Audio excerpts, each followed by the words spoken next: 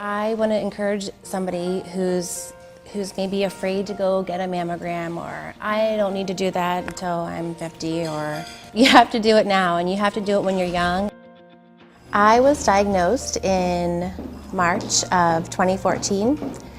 I was 30 weeks pregnant at the time with our fourth baby, and I'm really grateful that I asked my OB, so where do we go from here? The ultrasound didn't show anything. Do we just kind of wait and see what happens? And thankfully she said, no, I'm not comfortable with that. I want you to see a specialist. And so by the time I saw the specialist and had a biopsy done, it was March and it came back positive, and signed up for a mastectomy that week.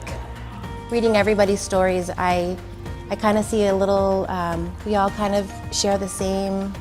Everyone's stories are very different, but we all share that thing that it's frightening and scary, and the most wonderful thing is to not be alone and to be supported, and that's what the Breast Care Coalition does.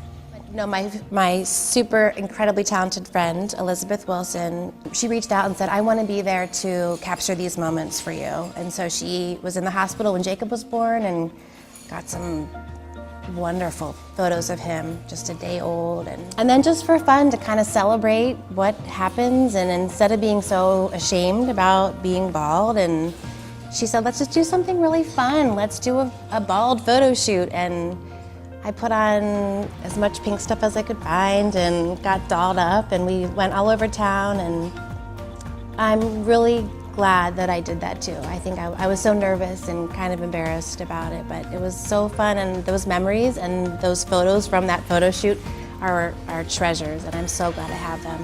I'm definitely not the same person that I was 3 or 4 years ago, and I wouldn't say that I'm glad that I had cancer, but I do feel like I learned so much from that experience, and I've grown, and I hope that I can help people, and I think everybody should have the support that I had going through it. I was so incredibly lucky, and I know that there's not that situation for everybody, and I feel like there should be. Everybody needs support, and even if it's just a hand or a note in the mail saying, we're thinking of you, you're not alone. I think that's the most powerful thing to help women get through this.